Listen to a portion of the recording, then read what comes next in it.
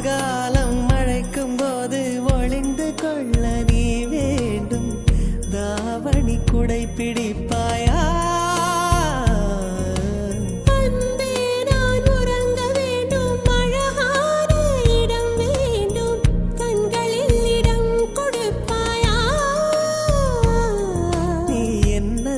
வந்து நெளிய நான் உன் மனதில் சென்று ஒளிய நீ உன் மனதில் என் உருவம் கண்டுபிடிப்பாயா?